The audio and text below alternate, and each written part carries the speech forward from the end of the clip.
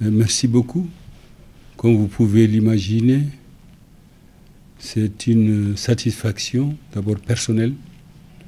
Et vous savez, c'est un événement quand même historique. Il faut saluer les autorités de notre pays qui ont pour l'habitude, en tout cas, chaque année, de faire des récipiendaires par rapport à leur distinction selon les secteurs dans lesquels ils évoluent.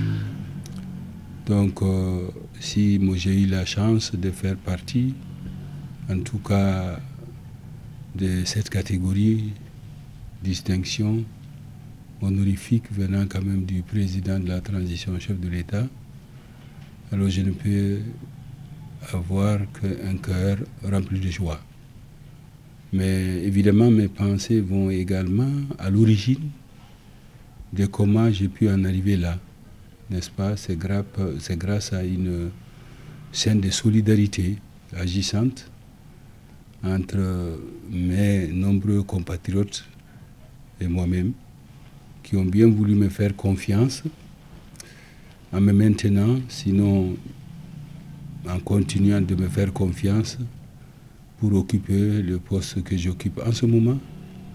Parce que vous savez, c'est par catégorie qu'on distingue quand même la performance ou la régularité des personnes donc choisies par rapport à cet événement.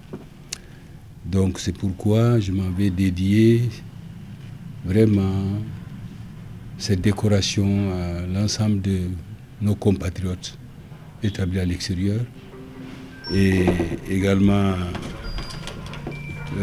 surtout aussi à ma famille et à tous mes amis. Remercier les hautes autorités de notre pays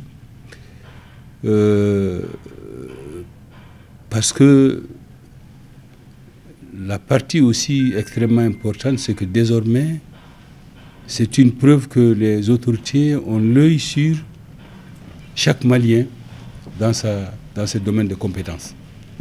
Alors c'est une décoration, c'est une reconnaissance honorifique. Je crois que tout homme se bat dans la vie, c'est pour quand même mériter une situation que je dirais honorifique, hein, donc parce que l'homme vit pour vraiment chercher l'honneur. Et c'est pourquoi tout ce qui peut vous prouver, pour procurer l'honorabilité, il faut se battre pour. Alors donc, ça veut dire aujourd'hui, cette décoration, elle est à double titre. C'est une reconnaissance de ce qui a été fait, mais c'est aussi une façon de dire, attention, vous pouvez encore mieux faire.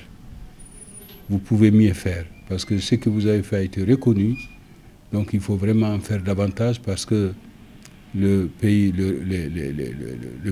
a l'œil sur vous, et le pays compte sur vous. Donc c'est pourquoi mon sentiment, c'est aujourd'hui de quoi faire de plus, et de plus, et de plus, pour non seulement mériter ça, et ce n'est pas la dernière aussi décoration. Vous savez, on est venu de quelque part. Donc, c'est peut-être la troisième. Donc, il faut faire mieux. Et je remercie le président de la transition, parce qu'aujourd'hui, vous avez vu, la décoration qui a été faite a ciblé beaucoup de secteurs, beaucoup de nos compatriotes de divers secteurs d'activité, parce qu'on était avec une artiste, en tout cas qui est Djenaba Seck. Et j'ai vu aussi d'autres qui sont dans divers secteurs. J'ai dit des officiers généraux, en tout cas de nos forces de sécurité.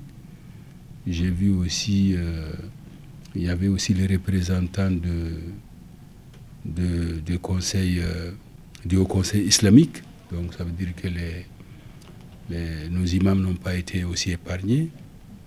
Et beaucoup d'autres secteurs, même des membres du gouvernement. Donc ça veut dire que chacun dans son secteur, certainement, a fait quelque chose que les autorités ont remarqué, ont donc adhéré, ont accepté donc cette distinction. Donc vraiment, je l'ai eu à double titre parce que vous savez, c'est grâce au Haut Conseil. Et de Haut Conseil, je suis aujourd'hui membre, en tout cas, du Haut Conseil des collectivités. Je suis même l'un des vice-présidents. Donc c'est vous dire que là-bas aussi, et je dois aussi le remercier, mais en tout cas mes honorables conseillers qui sont là-bas, avec qui nous abattons un travail extraordinaire, avec naturellement le président Satigui Diakité, qui est toujours au four et au moulin, il était là. Donc c'est l'ensemble de tout ça, le Haut Conseil de Mali extérieur, le Conseil des collectivités, donc que j'ai pu être vraiment décerné de cette, en tout cas, cette décoration. Écoutez, mes vœux, c'est d'abord, permettez-moi de dire quel genre de Malien de l'extérieur que je suis. C'est d'une autre époque, parce que nous sommes les Maliens sortis des années 70. Donc de 70 à 2024, beaucoup de choses se sont passées. Il y a eu beaucoup d'évolutions sur le plan politique par rapport à notre pays et aussi dans les pays qui nous acceptent de vivre à leur sein, que nous appelons les pays d'accueil. Donc, vous savez, lorsque vous décidez de voyager, il y a quand même des critères.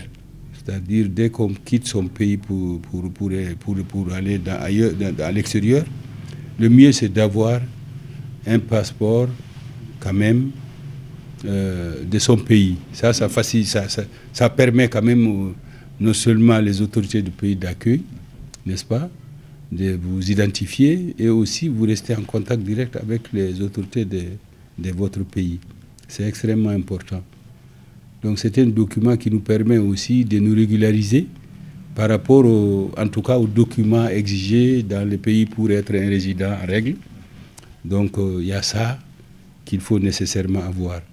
Donc nous, à notre époque, il n'y avait pas encore les doubles nationalités.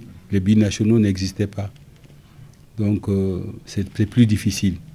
Aujourd'hui, les constitutions de beaucoup de pays ont évolué, sinon je dirais presque la majorité, qui nous permettent à un citoyen bien assis dans un pays, et vraiment qui vit en parfaite convivialité avec les autochtones, et puisse être accepté donc comme citoyen, n'est-ce pas, d'adoption.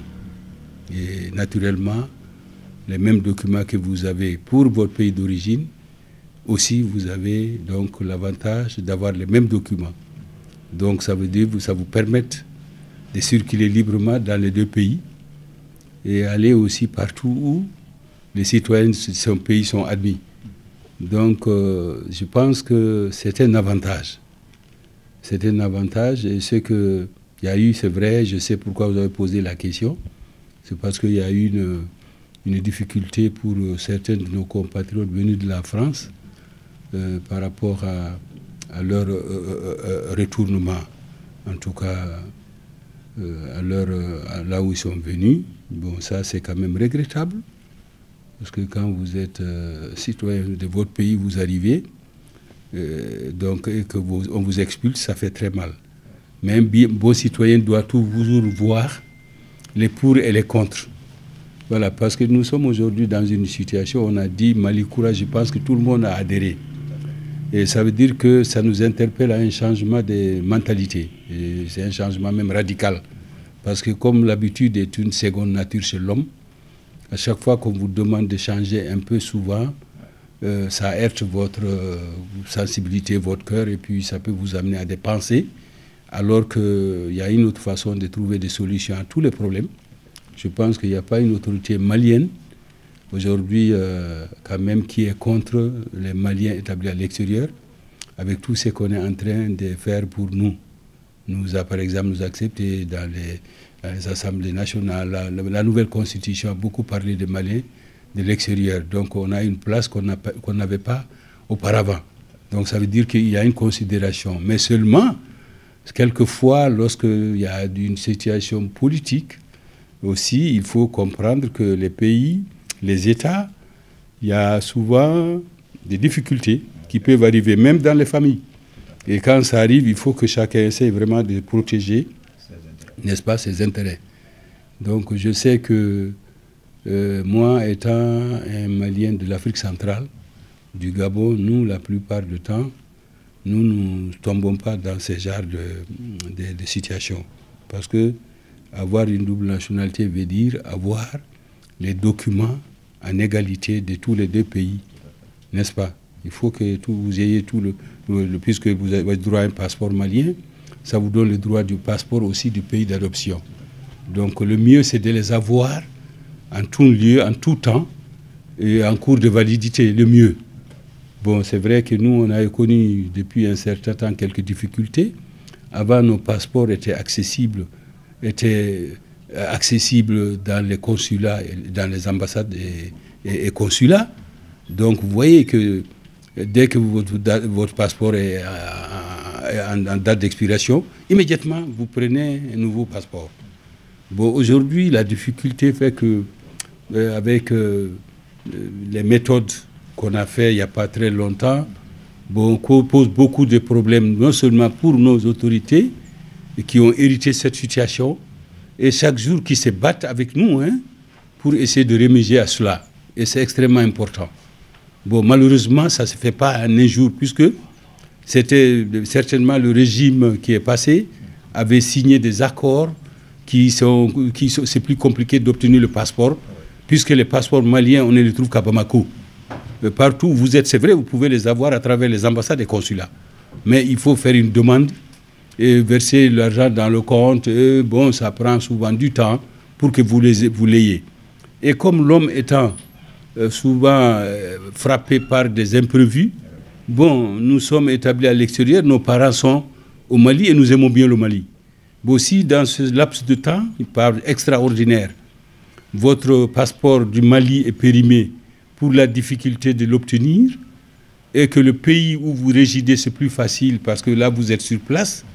Donc, vous voyez que vous êtes obligé en ce moment-là de vous lever pour essayer de partir répondre aux régions sociales. Peut-être un parent est malade ou peut-être vous avez envie peut-être même d'aller participer même au développement du Mali quelque part. Donc, vous voyez, attendre, c'est un problème. Et aller aussi sans ces documents maliens qui est en cours de validité, c'est un peu compliqué. Bon, mais il arrive des cas comme cela, et c'est ce qui s'est passé entre ce pays qui est un pays avec qui nous avons eu des relations de longue date, il faut être honnête, où il y a beaucoup de nos compatriotes qui sont là-bas, bien établis. Bon, donc il y a une difficulté où les hautes autorités des différents pays ont opté pour des positionnements. Alors donc c'est normal que chacun revendique ce qui lui revient de droit comme État souverain. Donc, et comme ses compatriotes, par exemple pour le cas de la France, ils sont plus, peut-être, il était plus facile pour eux d'avoir le passeport français en cours de validité que le document malien. Le changement brusque de fermeture de nos ambassades ou la rupture de délivrance des visas a posé un problème. Alors le Mali ayant décidé comme cela, par rapport au passeport, ce n'est pas l'homme qui est frappé, l'homme malien, non. Ce n'est pas le citoyen malien qui était indexé, mais c'est le passeport. Il arrive des pays où chacun dit, moi, je ne donne pas, tel citoyen ne peut pas venir chez moi. Ça arrive.